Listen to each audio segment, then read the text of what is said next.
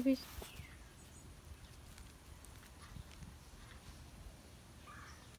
Today is the long-awaited Psalm 139 study using the Apple method. I am finally able to record this because my tripod finally came in. So, if you haven't seen any of my stories or you are randomly seeing this and you don't follow me on Instagram, the Apple method is a Bible study method. And so the A is attributes of God. And then the P, the first one is promises of God.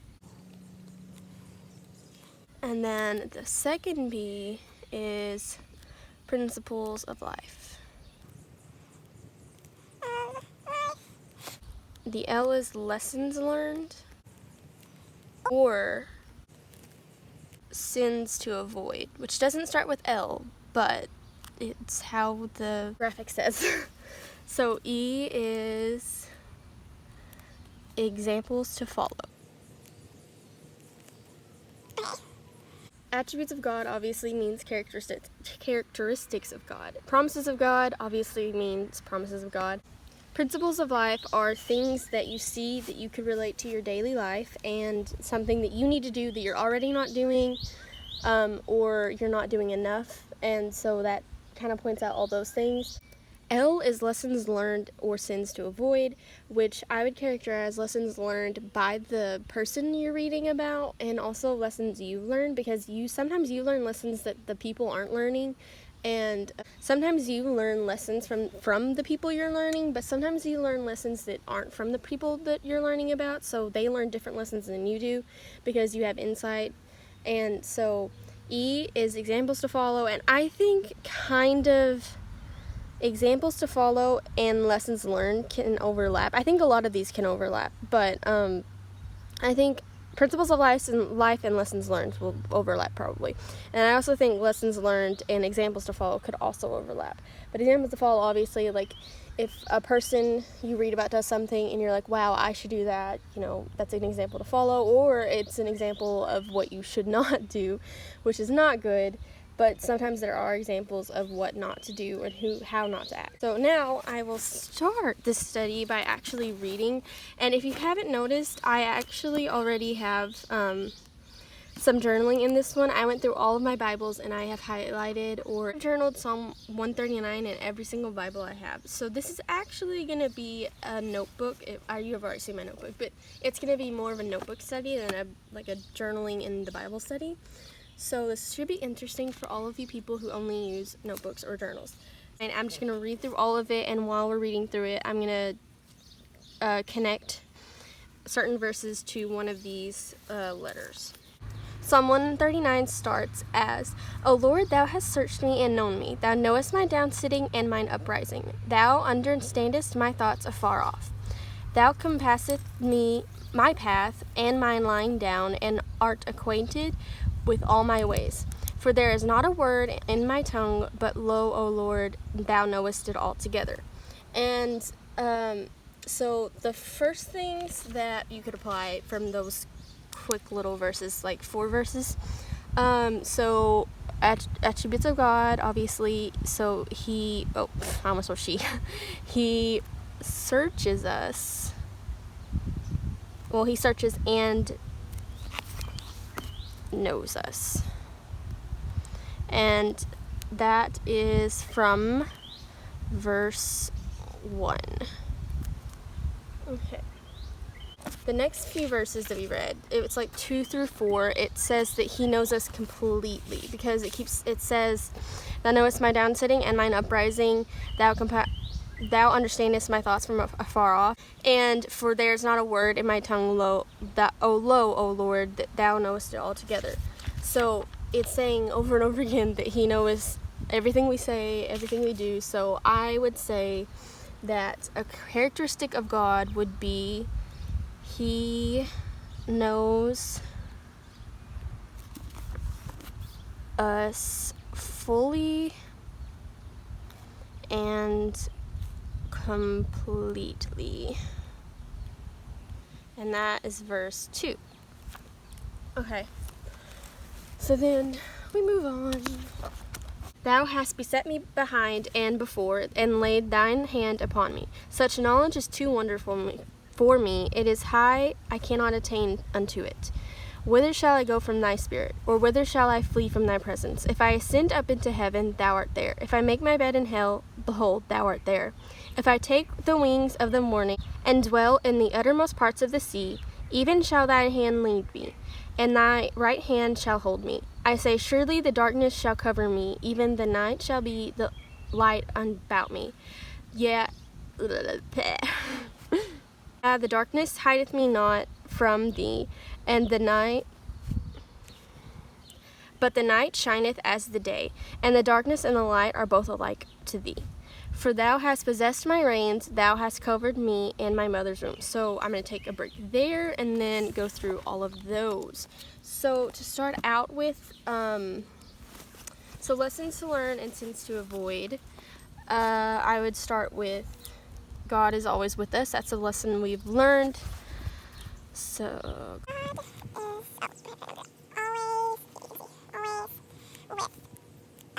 that is verse 7 through 12.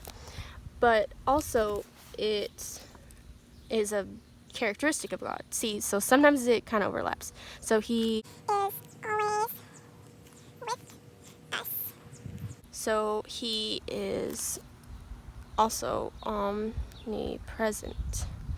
And if you wanted to, I've already studied Psalm 139 in my normal reading time because I didn't even know I was going to make this video yet, but these are the verses that I laid out for him being omnipresent. So you can check those out. Just screenshot this and then look at them. But if I were doing my own study, I'd do it a lot more in depth on that, but I don't think that's necessarily what this is supposed to be for. But so he's omnipresent, and that is verses 7 through 12 like the other one. So far we don't have any promises of God, which I don't know if there are any in the psalm, because I'm one of those people who take it literally. So like, unless God says something or someone says God promised this, I probably won't write anything down. But if you're not one of those people who take everything so literally, you could probably put like, he knows us fully as a promise. And later on we'll get into things like, your thoughts are precious towards me, I can't count them, and so you could make that a promise as in like, he's always thinking of us and stuff like that. But I am more of a literal person, so unless God is saying something in the psalm, or David says you promised to always be with us or something like that, I probably won't write anything down. But that's okay, because you're not always going to have something to write down for every single letter of studies like these. So it's okay if you don't. And so now we get down to, I hope I don't mess this up. Okay. So now we get down to 14, and it says, I will praise thee, for I am fearfully and wonderfully made. Marvelous are thy works, and that my soul knoweth right well. My substance was not hid from thee when I was made in secret, and curiously wrought in the lowest parts of the earth. Thine eyes did see my substance, yet being unperfect, and in thy book all my members were written, which in continuance were fashioned, when as yet there was none of them. How precious also are thy thoughts for me, O God! How great is the sum of them! If I should count them, they are more in number than the sand. When I awake, I am still with thee. Surely thou wilt slay the wicked, O God! Depart from me, therefore, ye bloody men. For they speak against thee wickedly, and thine enemies take thy name in vain. Do I not hate them, O Lord, that hate thee? Am I not grieved with those that rise up against thee? I hate them with perfect hatred, I count them mine enemies. Search me, O God, know my heart, try me, and know my thoughts. If there be any wicked way in me, and lead me in the way everlasting. Okay, so that was a longer section than I wanted to take, but I just finished it off. So the first principle of life is to praise him, which is said in verse 14. So it says, I will praise thee. So the next one is treat his name. I'll move this over. Treat his name with respect. And that is from verse 20.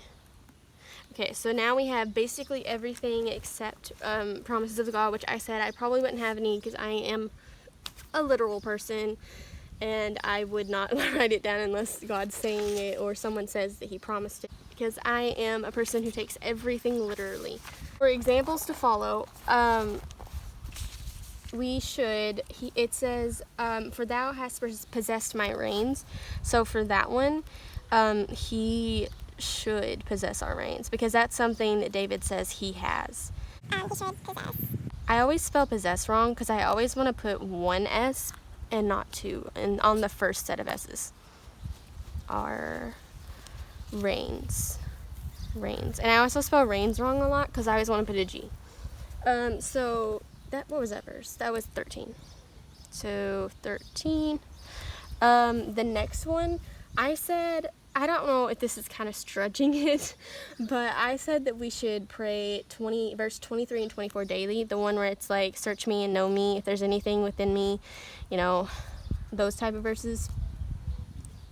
But I don't know if that is like cheating for this one, because it wasn't like David saying, I don't know if you can tell, I take, like I said, 400 times this video, I take things very literally, so I feel like this is cheating, but whatever.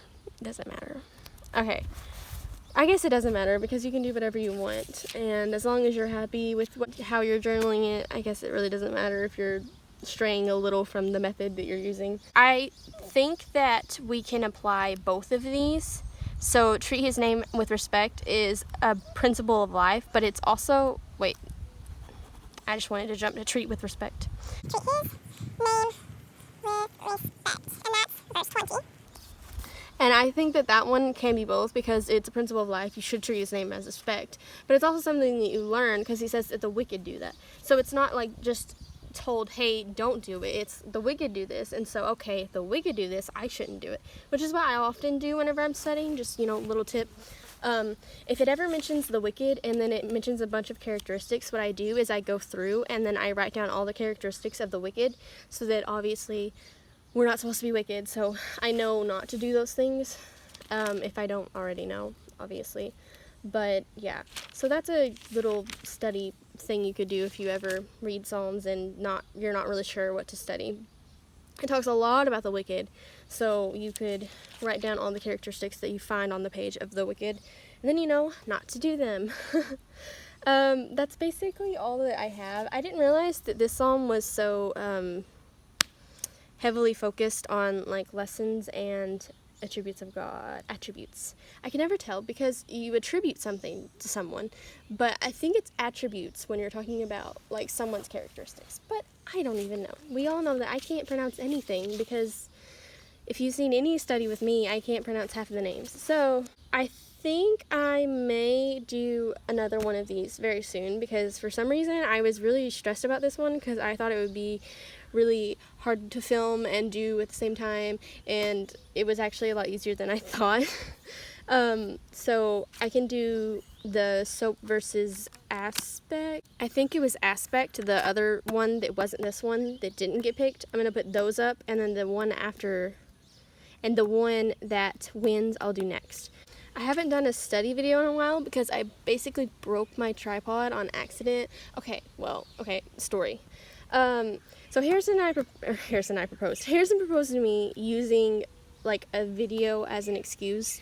So we were gonna do an Ephesians video, and then it wasn't actually an Ephesians video, and he proposed.